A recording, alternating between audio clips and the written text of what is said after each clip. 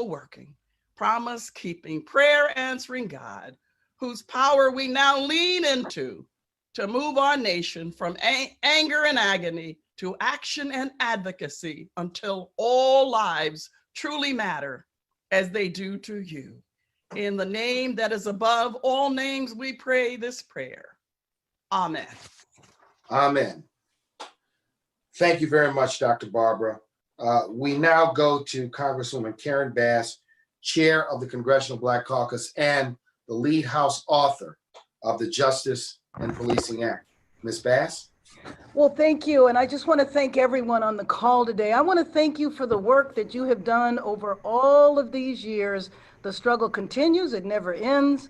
And what we're seeing on the streets of our country is the next generation that's going to carry the baton on.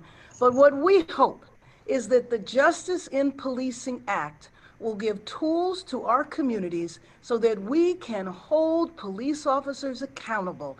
Right now, you can't sue, you can't prosecute, you can't fire. And so we want communities to be able to have the tools so that an officer can't just say, well, I was in fear of my life, and that's why I had to kill someone.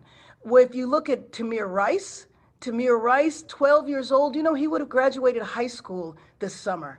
That was an officer that was fired from another jurisdiction who lied on his application, was able to be hired. Well, we think there needs to be a national registry of police officers that have had trouble. I want to mention one other section because my colleagues here from the Senate can talk more in depth about the bill, but one piece that I think doesn't get talked about very much, and that is grants to communities so that communities can come up with innovative solutions. Communities can begin to say, let's re-examine policing in our community. We know we have problems, well, let's figure out how to address the root causes of the problems so that then we do not need as many police officers. So I just want to thank you for your support. We have to get this across the finish line. We're on a short timeline. We're going to have a hearing about the bill on Wednesday. Next week, we'll have a vote in committee. And then the week after that, we'll have a vote on the floor. I'm proud to say that we have over 150 co-sponsors in the House, and the bill was just released today. Every member of the Congressional Black Caucus is on the bill, and many pieces of the bill represent legacy pieces of legislation that members of the Congressional Black Caucus have worked on for many, many years. So thank you very much for your leadership and your activism and your assistance in helping us get this over the finish line. And Congresswoman Bass, Chair Bass, we want to thank you for your leadership, which has been outstanding. It's been dogged, it's been persistent, and you've helped us get to this point very quickly. So thank you very much. To Senator Cory Booker, a member of the Senate Judiciary Committee and one of the lead authors of the Justice and Policing Act in the United States Senate. Senator Booker. Thank you very much. I want to just thank Karen Bass. Kamala and I are actually two of the members of the 55-member Congressional Black Caucus, and she is our leader. She has done an extraordinary job working with her Senate wing as well as her House wing to include the thoughts and ideas of so many of the members of the Congressional Black Caucus, many of whom have been working on these issues long before I got to Congress. So I'm grateful for her leadership, for Judiciary Chair Nadler, who was a partner with her on the House side. And on our side, Senator Harris, who's been an extraordinary partner in us and our work. We have now, less than 24 hours of the announcement of this bill, already 2/3 of the Democratic Senate caucus on board, which is extraordinary so far. So this bill is narrow but vast. And what I mean by that is it's narrow in the sense that it is focusing on justice in policing. And I'll talk about some other issues in a second. Justice in policing, it really goes to that point that Martin Luther King made, is I can't pass legislation to make you love me, but I can pass legislation to stop you from lynching me. We can't pass legislation to change the heart, but we can pass legislation to restrain the heartless. And that's what this bill is about.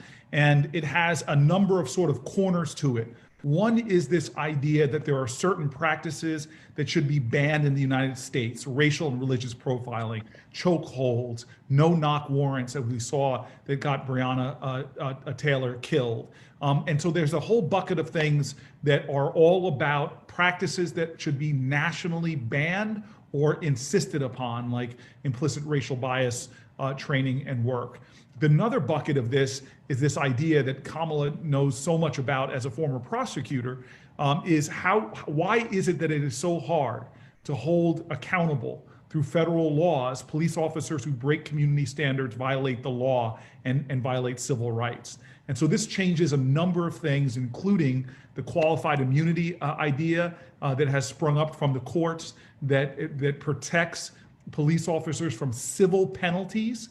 1983 civil rights penalties, as many of you know them, and that changes that qualified immunity. And for federal criminal prosecution, it adjusts a standard established in Section 242, which says that the police officer has to have willfully killed someone, violated their rights. That willful standard is hard because it's what they call in law mens rea. How do you get into the mindset to know something was willful or not? It lowers that standard to reckless disregard.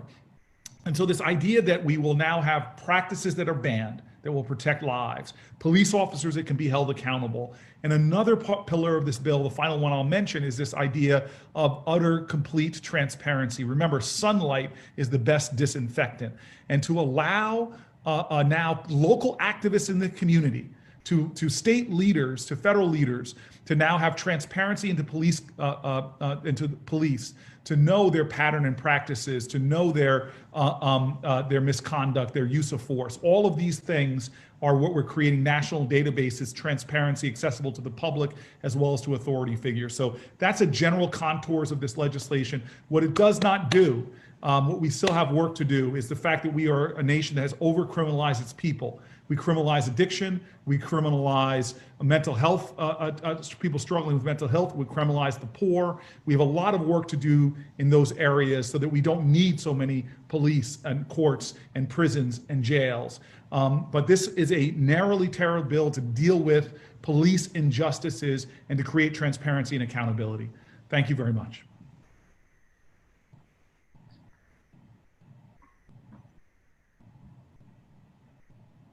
I can't hear.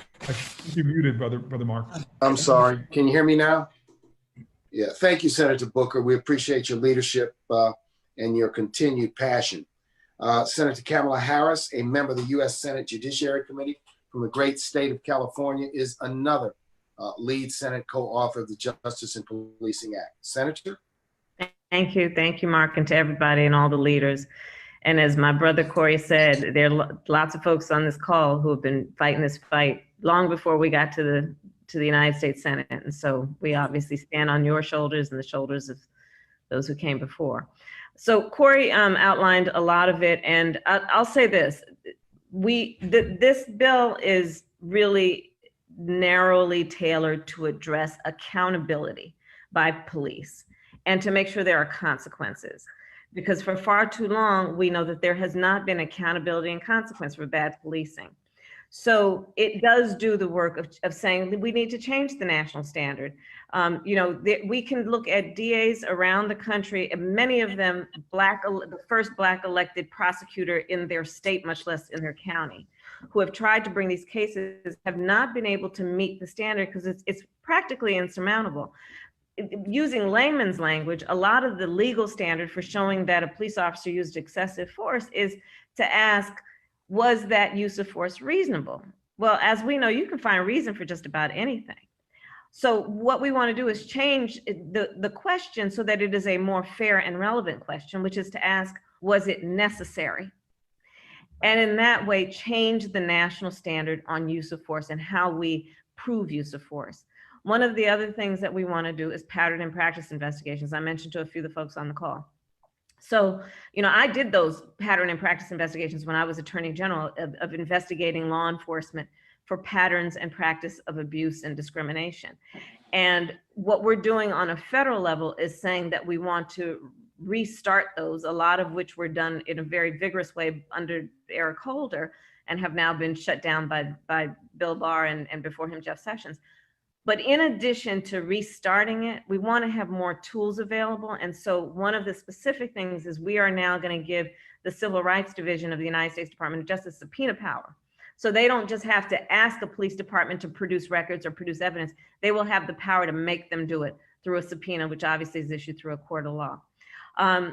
We want to do independent investigations. Again, I say as a former prosecutor, no matter how well-intentioned a DA's office is, and a prosecutor may be, the reality is that there is just an appearance of conflict, if not an actual conflict, when you have the state's attorney's office or the DA's office investigating a police officer from the police department they work with every day. It's just a fact. So we need to have independent investigations and make that the law of the land. On the point that Corey was making about data collection and transparency and sunlight as a disinfectant. When I was running the California Department of Justice, we started the first in the nation for a Department of Justice open data system where we exposed data around deaths in custody and around arrest rates based on race and demographic information. This is so important for the activists, for the advocates, for the academicians to be able to have that data so that we're not trying to force change at the state and local level just based on anecdote or compelling stories, but actually based on the data. So this is a very important aspect of this bill. All of that being said, we also hear what's happening in the streets. And so to that, I want to say this. This bill does not address the broader issue of what we need to do to create safe and healthy communities. It does not. It does not address what we need to do, which is to reckon with the fact that in many cities, the city budget, over 1/3 of that city budget goes to the police departments. It does not address the fact that in suburbs, middle class, upper middle class suburbs, they don't have police presence like you see in other communities, but what they do have are well-funded schools. What they do have are families that have jobs and home ownership. What they do have are people who have the ability to afford medical care and public health care when they need it. And so we have to also, as we are talking about this bill, I think really acknowledge what we have not done with this bill, but what needs to be done, which is to reimagine public safety in America, understanding that there has been a confusion, which is to suggest that the way you create safe communities is to put more cops on the street. No, and we all know that. The way you create safe communities is you also invest in healthy communities, which is about putting those budgets into the public schools so that 2/3 of our public school teachers don't have to come out of their own pocket to pay for school supplies. You do it in terms of having small businesses, giving them access to capital. You do that in terms of creating jobs. You do that, and you all know, everybody here knows what I'm talking about. So in talking about our bill, I think it is important that we hear the folks and, you know, the movements that are starting, and like all movements, there are many things that people are righteously marching and shouting for. But this bill will be, I believe, historic in what it will create for the first time in terms of requiring accountability and creating consequence for bad behavior and for misconduct by law enforcement. And I want to again thank Karen Bass and all of our fellow members of the CBC for the work that they've done. Corey and I were on the phone all day yesterday and for the last few days with our fellow Democrats in the Senate. And when you see the list, I think you'll be happy to see that there's a diversity within the spectrum of Democrats in the Senate who have signed on. So that gives us some hope about what we might be able to accomplish, at least on the Senate side of this. So thank you, Mark, and everybody. Thank you, Senator Harris, for those remarks, Senator Booker, for those remarks. And I want to note that since Reconstruction, there have only been 6 African Americans to serve in the United States Senate. And it makes a great difference that on this bill, we have two lead Senate sponsors in Senators Booker and Harris. And I appreciate Senator Booker's explanation of the components of this legislation, and Senator Harris's emphasis that this justice and policing bill is a step forward, but does not comprehensively address all of the issues of justice and structural racism that are being elevated by the protests in the streets, not only across America, but throughout this world. And I would say that we feel, as civil rights leaders, that the wind beneath the wings of this legislation and between our work now are the passions of the people who are in the streets, the passions of the people from all walks of life and backgrounds, the voices of urgency, the voices of insistence, the voices of all ages in streets across America who are saying enough is enough, and it's time to address the issues of racial inequities in American life now. So thank you very much. We're going to move now to remarks from members of the National Black Leadership in America. And first, I want to give regrets on behalf of Reverend Al Sharpton, our friend and brother who is on his way to Houston, Texas to participate in the homegoing services for Mr. Floyd. We want to thank Reverend Sharpton for his powerful eulogy last Thursday in Minneapolis, as well as for his leadership and collaboration with all of us on this legislation. So with that, we're going to go to Kristen Clarke, the President and Executive Director of the Lawyers Committee for Civil Rights Under Law. Kristen? Good afternoon. Kristen Clarke, President and Executive Director of the Lawyers Committee for Civil Rights Under Law. An honor to be here, and I want to start off by thanking Chairwoman Bass and Senators Harris and Booker for always being a guiding light and a moral compass for us on issues of paramount importance for African Americans across our country. Thank you. This bill is long overdue and is directly responsive to the pressing demands and concerns of those who are marching and protesting in the streets right now. We are a nation at a crossroads, and what we do right now will literally shape the future of our nation. Police violence and racial violence are twin evils that have long torn at the fabric of our country. And I want to thank Congress for moving with all deliberate speed to answer grieving families, for responding to hundreds of thousands of people across the country who are pleading for reform right now. I want to focus on the accountability provisions of this bill, because to truly turn the corner on this crisis, we need officials to be held accountable when they use excessive force or deadly force without basis. We have too many officers in our country who kill with impunity. And the reality is that there have been very few prosecutions, leaving communities without a sense of justice. This bill helps to make clear that officers are not above the law. By ending qualified immunity and fixing 18 U.S.C. 242, the core federal statute used to prosecute and hold officers accountable, we open up a pathway to ensuring justice for communities across our country. By incentivizing state attorney general offices to do their part and to pursue these cases, we may begin to see change. We know that this bill alone will not address the full range of the crisis. We need to change the culture of policing. We need to empower communities that are seeking to have a role in redefining and reshaping how policing plays out in their communities. We need prosecutors who will do their job and hold officers accountable at the end of the day. And we need voters who will exercise and wield the power of their voice at the ballot box in November if we're going to turn the corner in this crisis.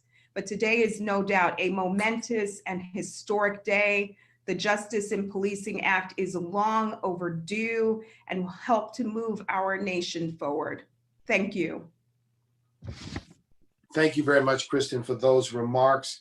Now we'll go to Tommy Dortch, Chairman of the Board of 100 Black Men of America. Thank you, Kristen. Tommy. Good afternoon. It's my pleasure to join all of my fellow soldiers out here trying to make a difference. I want to say, too, that I commend the Congressional Black Caucus and our congressional leadership for what you've done. Of course, Chairwoman Bass and Senator Harris, we appreciate you joining us before our conference. And I have 18 members of the CBC that are members of the 100 Black Men of America. But what I want to say is basically we're prepared to be supportive. Yes, it's a beginning. It's a first step to what many things have to happen.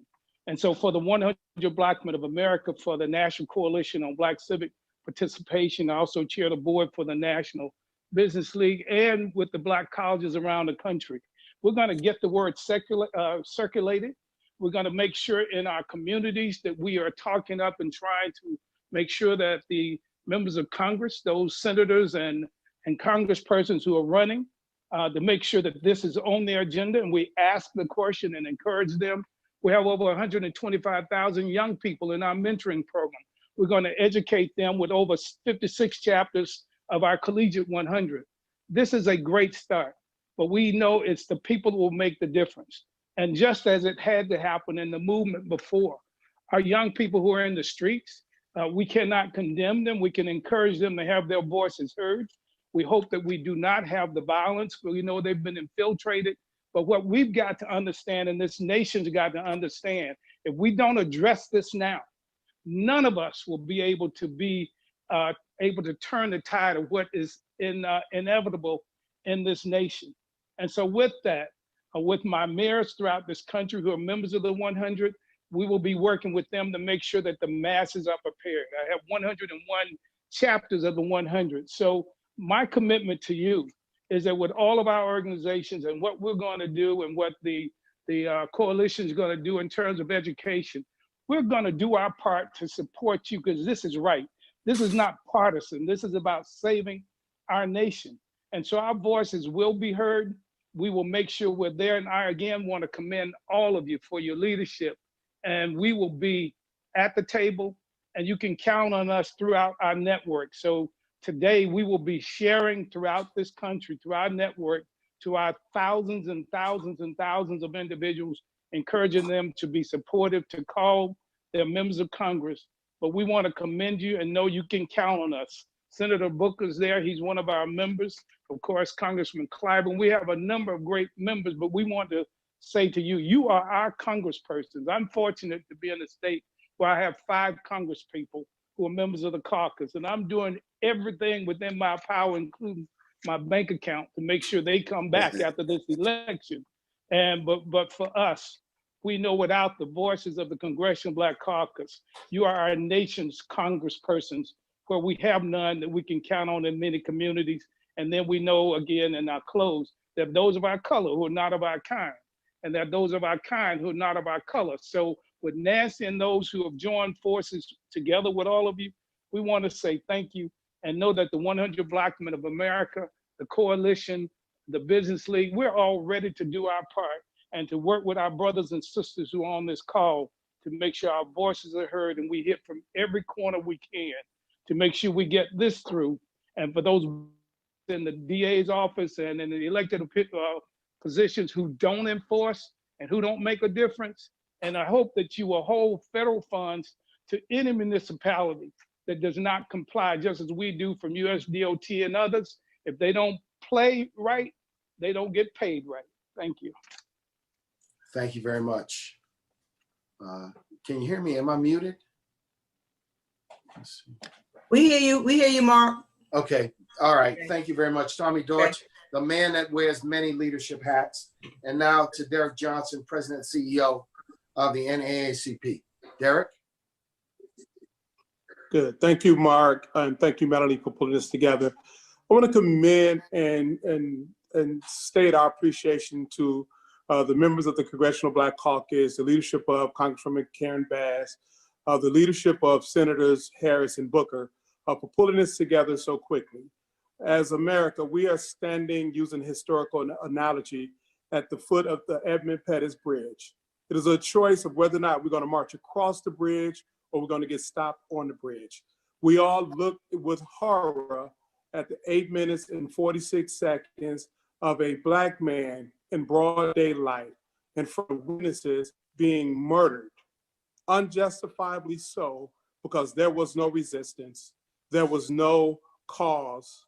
And for the international viewers across the globe watching, we are now putting America on trial. Are we willing to walk across the bridge to actually address a systemic problem that has plagued our nation for years and do what's right and just, not only for Black America, but for all of this country? Equal protection under the law should be afforded to all citizens. And as NAACP, we stand in full support and in solidarity with the members of Congressional Black Caucus and all well-meaning members of Congress. It is time now for corporate America, for members of the Senate and the House to put your actions where your words of sympathy were last week. We can stand here together and move forward, or we can decide to allow those words to fall on deaf ears because there are no policy actions to follow. This is a great first step.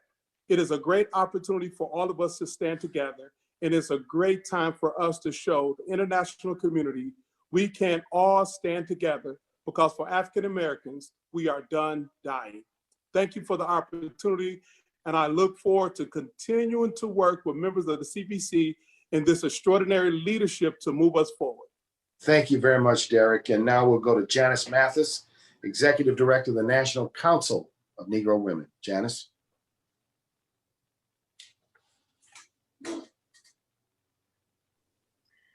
Can you hear me now? Yes.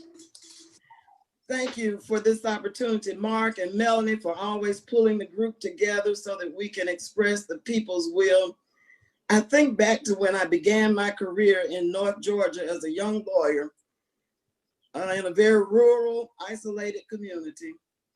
And I would say to the members of the Congressional Black Caucus, I wish we had had the law that you are proposing in this bill, so that when I went to court to challenge officers who engaged in excessive use of force, I would have had more appropriate tools with which to fight. So I want to congratulate you and thank you and assure you that the National Council of Negro Women, our president, Dr. Janetta Cole, along with our board and our 32 affiliated national women's organizations, stand firmly behind you in the effort to educate voters about this legislation so that it may be passed and they can make their will felt to their representatives in Congress. There is much to be commended in this bill. Using the power of the purse to incentivize the behavior that we want and need from police organizations is proven effective, and it will be in this instance.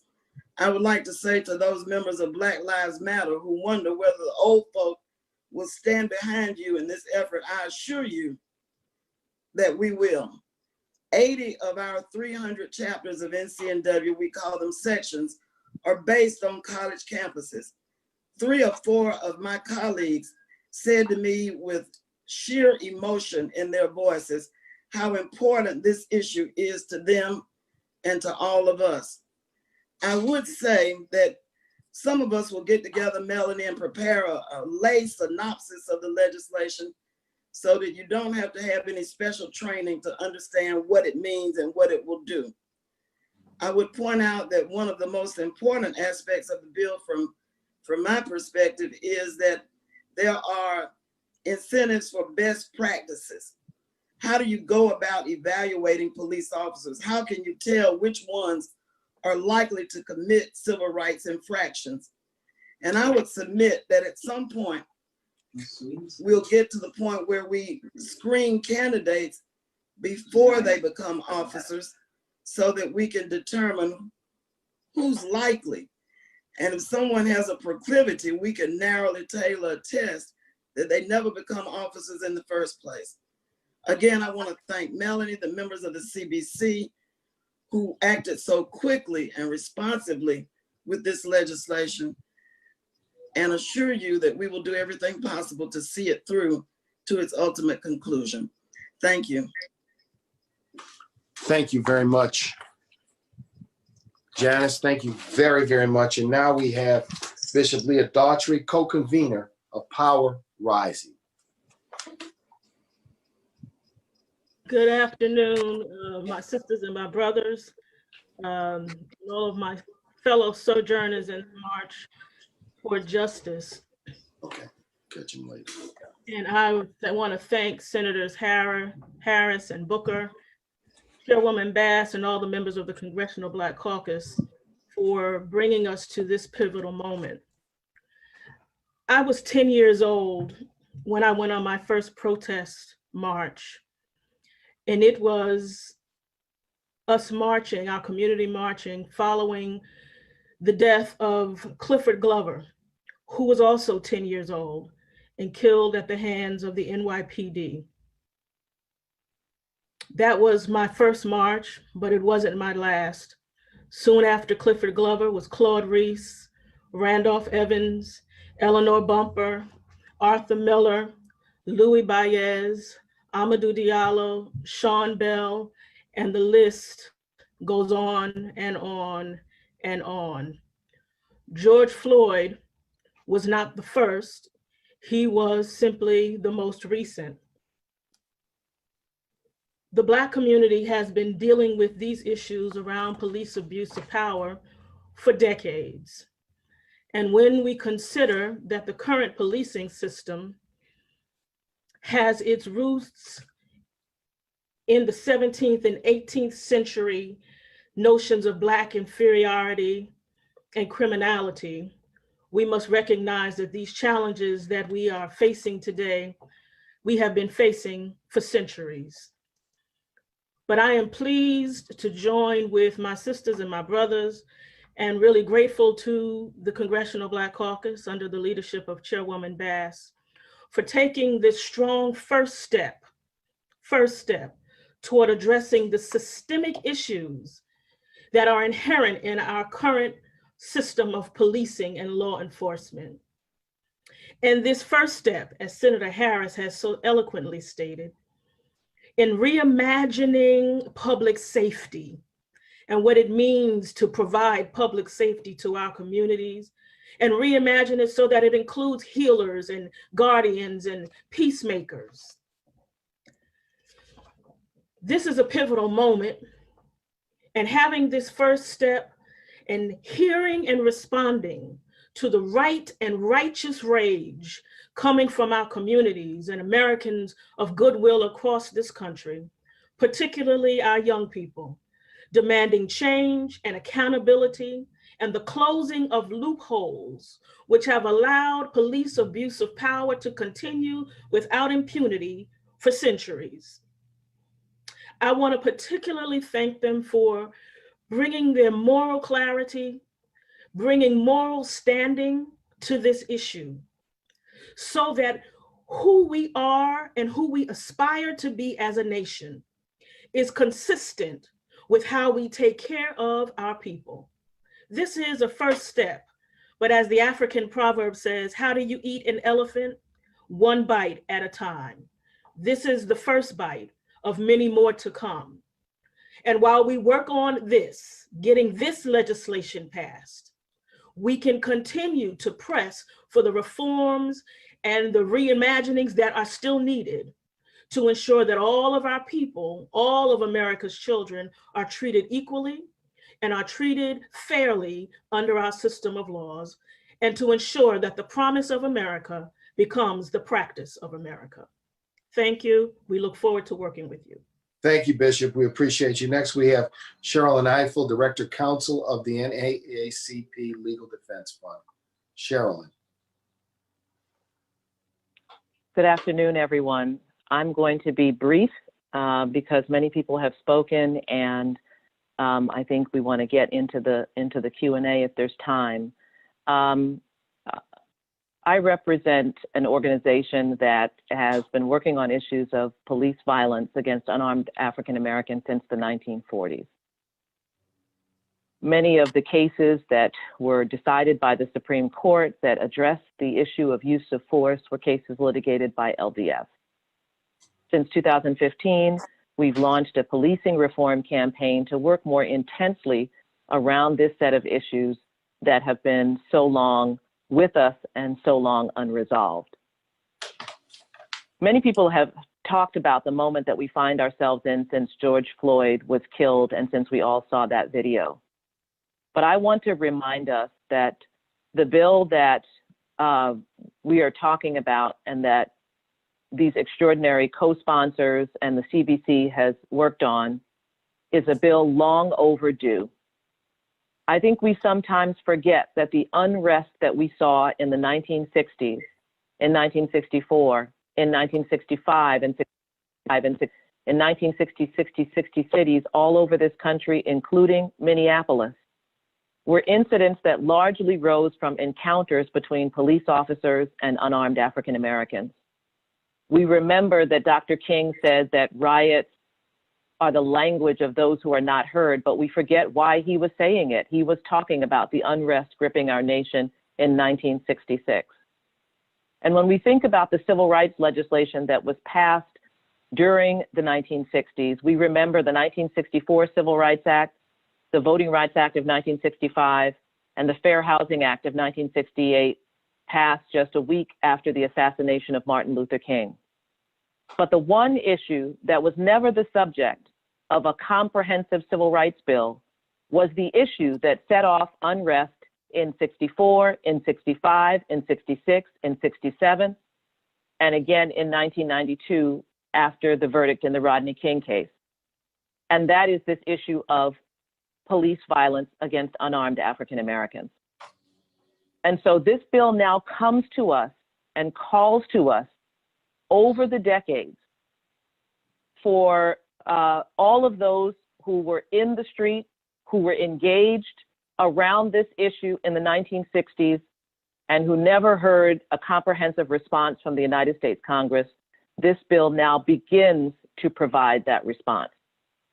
I say begins because we should not delude ourselves that there is going to be any magic panacea for this deep-rooted issue that has gripped our communities. It is going to take work at the national, state, and local level. But this bill provides vital tools, not only at the national level, but also provides tools to state attorney generals and provides tools for civil rights lawyers to be able to bring private rights of action, to be able to use the law, to be able to hold police officers who engage in this conduct accountable. At the end of the day, I've said what made this different for me was that snapshot of this officer with his knee on the neck of George Floyd, looking at us utterly unconcerned about the fact that he was being videotaped. His belief that nothing would happen to him is backed up by case after case in which law enforcement officers have killed innocent Black people and have not been held accountable. And it is time for us to deal with that flaw in our legal system. This bill is that first step. I'm grateful to the leadership for pulling this bill together in a short period of time. There's more work to be done, but this speaks powerfully into this moment and powerfully into these issues that we have been raising for years. Sometimes we convince ourselves that there's nothing that can be done to change the situation in which we find ourselves. But there are things that can be done. And I'm grateful that these members of the United States Congress have taken it upon themselves to use their power to do what they can do. This doesn't change that we need action at the state level. This doesn't change action that we need action at the local level, that we need mayors and city council members to act on police budgets and on union contracts.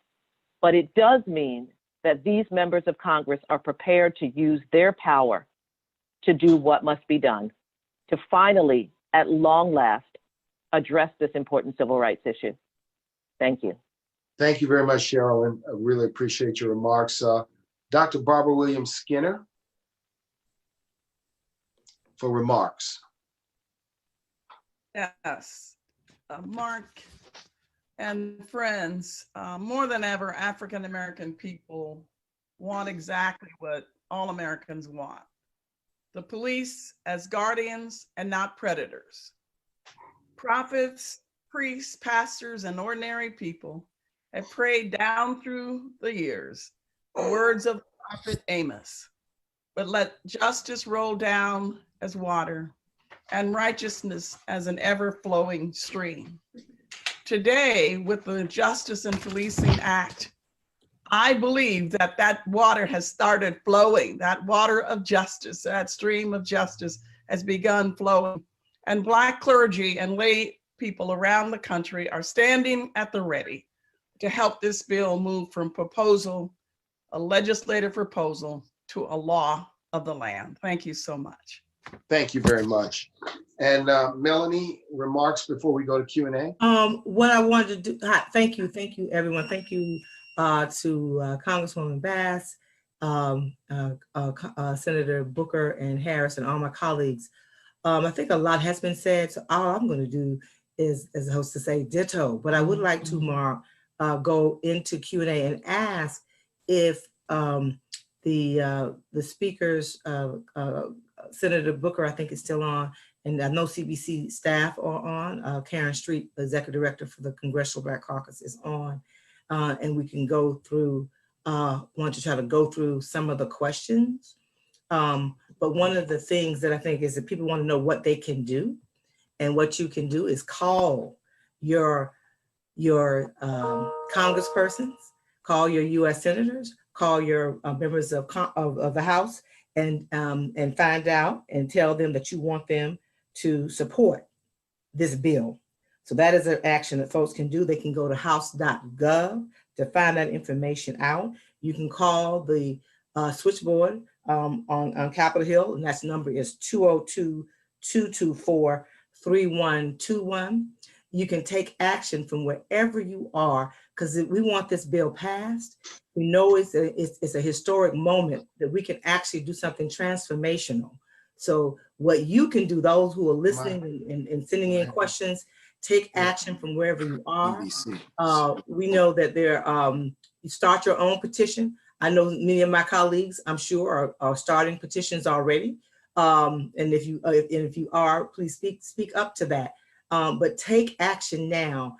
We are in this historic moment, and they don't come often. They don't come often, and we know that this has been not just decades in the making, but centuries in the making. We know the idea of needing policing reform and changing policing to being something that is beneficial holistically for African Americans in this country is needed now. Mark, so I think we could go right into Q&A. Do you want me to facilitate pulling that up? I have those questions. Tell me how you want me to handle it. Did I lose Mark? I'm here. Okay. Melanie, so Melanie, I'm sorry, I was distracted. That's okay. I think Jan hit it right. Can you Tommy, hear me? You're it's chopping you up. Yeah, Mark. Hi, Mark. This is New York Audio. Can you hear me okay? Hello, can you hear me? I can. I hear you now. I'm trying. Okay. Yeah, Melanie, why don't you take over from there? Okay.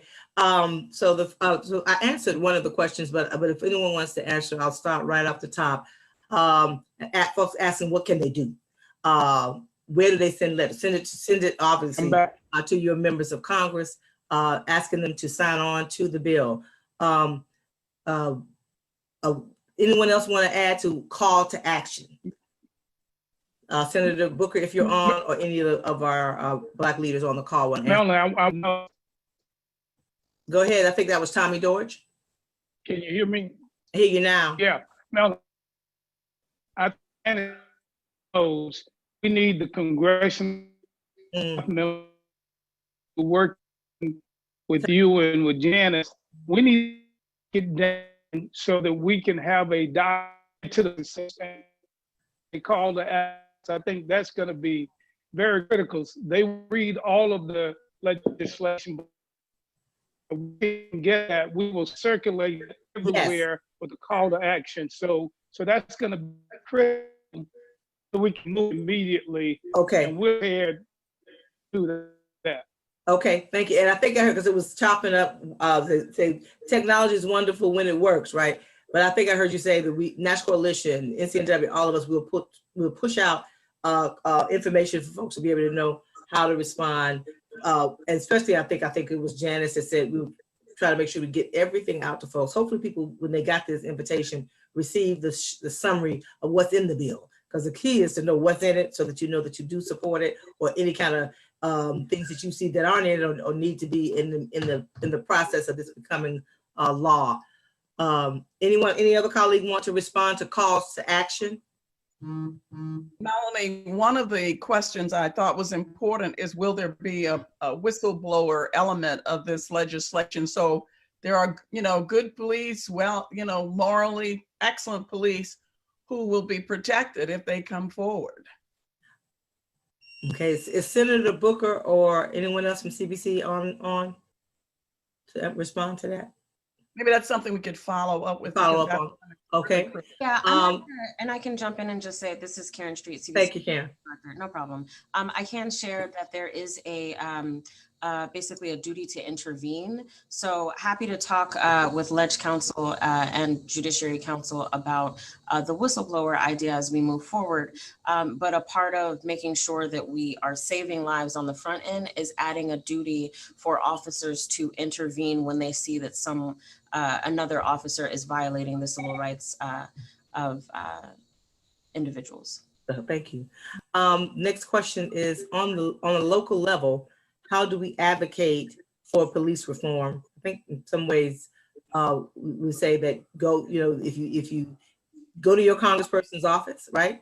Because the key is to get this particular federal legislation passed. Also, always you can use this as a backdrop to organize on a local level in your local level up to your state level. That we know that not all of this will fix things on a local level. We know politics is local. Any colleague? Let me take that, Melanie. Yes, Melanie, let me take that. Thank you. It's an important question, and it goes to the fact that this federal law will do what it can do to increase accountability, but that essentially police departments are functions of local governments. They're functions of municipalities, or functions of county governments, and that's where decisions on hiring, firing, personnel, many things are made at the mayor and councilmanic level. This is what I'm able to do. Let's focus right now on the importance of our national advocacy by encouraging our members of Congress to support the Justice in Policing Act. And secondarily, let us engage at the local level with other community leaders, with mayors and other elected officials about your local police force. One important resource is the Washington Post has a great database on the killings of people by police. You can actually take a look to see what is the record in your own community. Secondarily, it's important to now introduce the conversation about reimagining and thinking differently about how police departments function in your local community.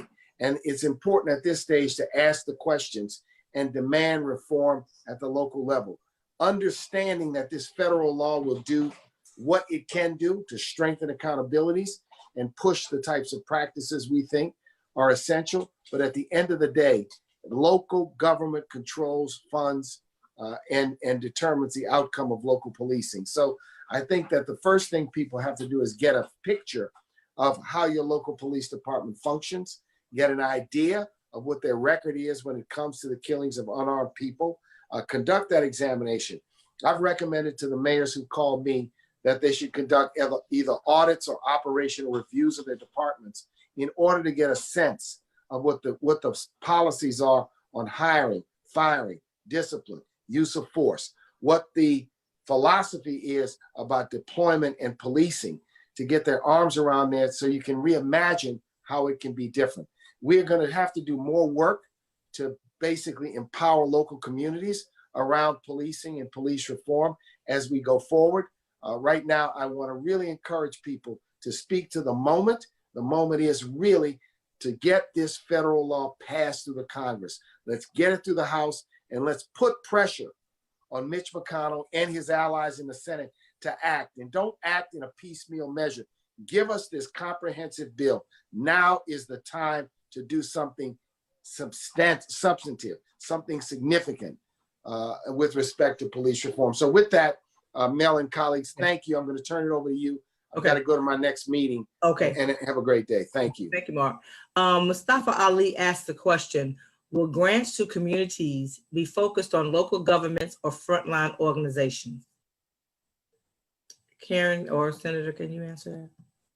Yeah, so those are new grants. That is, there's no new money for, it's important to know because there's certainly a movement. There is no new money for law enforcement in this bill unless it is constitutionally required. So in that instance, if you're requiring data collection, it's been held that constitutionally you would have to provide some resources to law enforcement organizations. The community policing grants are focused on providing direct federal funding to community-based organizations so that they can do the work themselves and be empowered in re-envisioning what their policing will look like in their local community. Okay, thank you. We're gonna, for those who can stay on, we're gonna stay on for about 10 more minutes to answer as many questions, and understanding some colleagues may not be able to stay on. But if folks could hang on for 10 minutes, because you may be able to answer some of these questions. Next question, anonymous attendee. Section 103 proposes sending money in the form of grants to states' attorneys general to conduct pattern and practice investigations. What information do we have to suggest that the reason that this isn't happening is a capacity issue and not sheer lack of political will?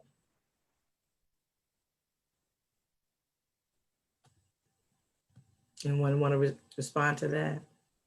I'd like to say a word that might be responsive to that. Okay. If you take the case of the Affordable Care Act, it wasn't that states necessarily wanted to expand Medicaid, but with the grant money on the table to help pay for it, it was difficult for them to make a rational case to their voters. And I would say that this is in a similar posture. No, the political will may not be there, but having the grant money available makes citizens and voters ask the question, why not do it? If it's feasible economically, then what is your objection to justice?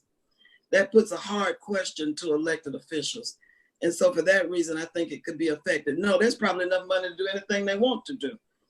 But this is a way of leveraging the influence of the federal government to make it more palatable. Okay, thank you, thank you. Carol Jonah asked a question. Kudos to all of you for taking swift and important action. Will there be a sign-on letter? I think I mentioned that. If anyone has a sign-on letter, I don't know if Derek is still on from the NACP, a sign-on letter that folks can sign on to in support of the bill. In response to that. Hi, Madam, this is Derek. We have not generated a sign-on letter. We can. We're going to ask the members of the press for all of the corporations and individuals who have outpours of support and concern concerning racism as a result of this, to ask those same companies, what are they going to do to support this bill? This is not just a CBC issue or a Black problem. This is a problem for America. This is not a partisan opportunity. This is an opportunity for all of Congress to step up and say, this has been a systemic issue for this country, and this is the start of right-sizing how we police in this nation. Growing up in Detroit, driving 10 minutes across the bridge to Windsor, Canada, you can feel the difference in the culture. Police didn't carry guns, and yet they were able to have a presence where people could appreciate. That is the type of role and culture we should be trying to build. It's not a Black problem. This is a problem of this country. And the onus is on corporate America. The onus is on members of the Senate of both parties. The onus is on members of the House and Senate of both, all communities, to step up and say, this is a way we can go forward. Because if we don't go forward, we're going to go backwards. And in the future, we'll be looking at another incident just like this. Let's stand up. Sign on sheets is not going to change this. What will change is if people putting their actions and their deeds where their sympathies were last week. We have to move forward, and actions and deeds would resonate much louder than expressions of concerns and sympathy. Thank you, Derek. Next question, this is to Dr. Barbara Williams-Skinner and maybe Bishop Daughtry on the line. Someone asked a question, Staccato Powell, what concrete role can the Historic Black Church play in this effort during these critical times to create a sustainable initiative for systemic transformation to eradicate the killing of our sons and daughters? Let me say that, like Bishop Leah Daughtry, pastors are on Facebook Live every Sunday. They're doing Tuesday night or Wednesday night Bible study. We should produce, as Janet Mathis says, a layman's language version of this legislation, that they can share this on their website so people can understand that this is about them. So that's the beginning of what I believe our esteemed Zion brother just asked, and all of the denominations can do. Someone else asked what the Black church can do. The Black church are all over. They're in Republican and Democratic district. Whether the member is Democrat or Republican or independent, they should be reaching out to their member saying they should be a part of this. And send, I put my email on that they could send us a copy for the National African American Clergy Network. Thank you. This question, I think, is for Karen Street, if you can answer this question. Combine the question from Michael Kelsey. So what type of cultural diversity training will be implemented for police and cadets? And also, how do you plan does this bill address the no-knock warrant laws? Mm-hmm. Okay, so on the no-knock warrants, it prohibits them. In terms of diversity training, racial bias, cultural sensitivity, all of that is covered under a piece of the bill that is a hallmark, kind of legacy piece of John Conyers, one of our founding CBC members, the Law Enforcement Trust and Integrity Act, which establishes an accreditation standard, and all of those training requirements are wrapped up in the accreditation requirements. Okay, thank you. I have a question from Dr. Benjamin Chavis, Junior, representing the Black Press of America via the National Newspaper Publishers Association. We support this legislative initiative. We support the CBC and all of our fellow national civil rights and freedom fighting organizations on this call. What can the Black press do to help inform 50 million African Americans about this bill? Definitely get the word out. Anyone else, anyone want to respond to Dr. Chavis? I think opening up a space, Dr. Chavis, thank you so much for the question. Open up a space for some of the civil rights leaders to have an op-ed or a piece that can go to all the Black press on some consistent basis about this would be very helpful as a starting point. Thank you. Great idea. I'm gonna try to do rapid question, rapid response, so we can finish in the next 5 minutes at the latest. Deanna Brooks, People for the American Way, what's the timeline for the bill moving forward? So there is a hearing in the Judiciary Committee this Wednesday at 10 a.m. on police accountability. It is our expectation to move swiftly to respond to this moment and have a markup in Judiciary the following week, so next week, and then also move forward to get this bill to the floor as soon as possible. Leader Hoyer in a press conference this morning where we all stood in solidarity in introducing this bill, committed to bring the House back into session as soon as this bill is ready. And we will. Thank you. Sheena Mead, who is a member of Black Roundtable Black You Vote. She says, thank you for putting this call together. You have the full support of the Clean Slate Initiative, which focuses on criminal justice reform. So thank you, Sheena. Cleola Brown with A. Philip Randolph. APRI is ready for the fight, and they're going to do all they can to mobilize their members. Thank you so much, Cleola Brown. Trying to see. Someone asked the question, were members of the movement for Black Lives Engaged in developing this first step in policing reform leading to imagining a system of public safety? I guess that would be a Karen Street question. Karen, did you hear that question? Did I lose her? I do know that. I'm not sure, but there's a lot of engagement. A lot of community now organizing. Right. And I know Congresswoman Bass has definitely reached out to many folks out in the community. And I know that you all have a hearing. Don't you all have you mentioned the hearings, and that anyone that has feedback still has opportunity to do that. It's my understanding. Yes, the hearing is on Wednesday, and then CBC is also hosting its own forum on Thursday at 10 a.m. Okay. And all of that information will be up on our website, cbc.house.gov. Okay. Jamie Pascal will do 2 more questions. Melanie, before I sign off. Mm-hmm. Go ahead, Tommy. Your Wi-Fi is chopping. Why don't we? We can do a little bit better. How's that? What I wanted to say. Go ahead. It's chopping you up. Can you put it in the thing and I can say it for you? Well,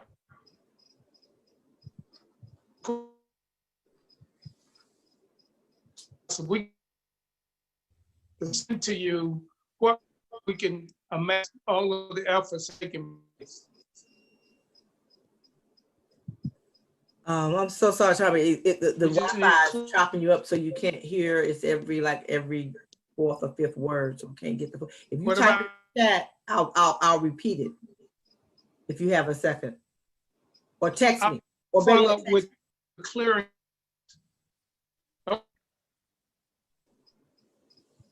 Follow up later so we can get a clearinghouse. Okay. And if you text me, I'll repeat what you said because it's still chopped up really, really bad on Wi-Fi. Right. Okay. I'll call you later. Clearinghouse. And apologize for that. We only control this Wi-Fi on. I think we apologize for all the other questions we were not able to get to. We promised that this would be ending at 1:30. It's now 1:46.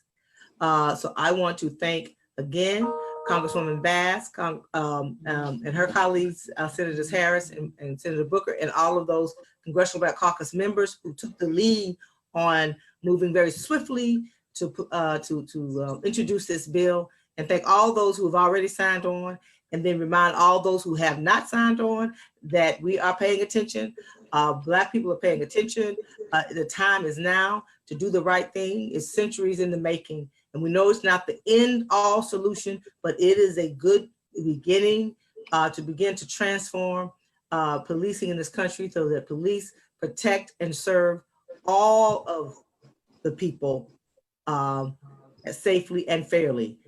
So we want to thank you all. Please follow us. Please, Congressional Black Caucus, follow all of our organizations. We will be posting this.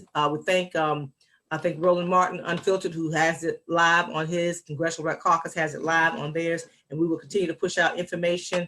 And remember, contact your Congress people and ask them and tell them that you want them to lead by supporting Policing Justice Act of 2020.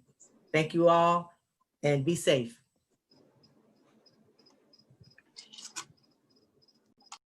You want to check out Roland Martin Unfiltered? YouTube.com/Roland S. Martin. And subscribe to our YouTube channel. There's only one daily digital show out here that keeps it black and keep it real. It's Roland Martin Unfiltered. See that name right there?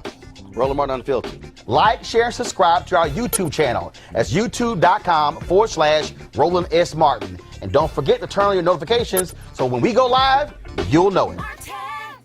Hey everybody, this is your man Fred Hammond, and you're watching Roland Martin, my man, Unfiltered. Hi, this is Essence Atkins, and you're watching Roland Martin Unfiltered. Hey, yo, Peace World, what's going on? It's the Love King of R&B, Raheem Devon, and you're watching Roland Martin Unfiltered. Hi, my name is Brescia Webb, and you're watching Roland Martin Unfiltered. Ow. Well, I like a nice filter usually, but we can be unfiltered. What's going on? This is Tobias Trevelyan. And if you're ready, you are listening to and you are watching Roland Martin Unfiltered. What's up? I'm Lance Gross, and you're watching Roland Martin Unfiltered. Hi, this is Cheryl Lee Ralph, and you are watching Roland Martin Unfiltered. I mean, could it be any other way? Really? It's Roland Martin.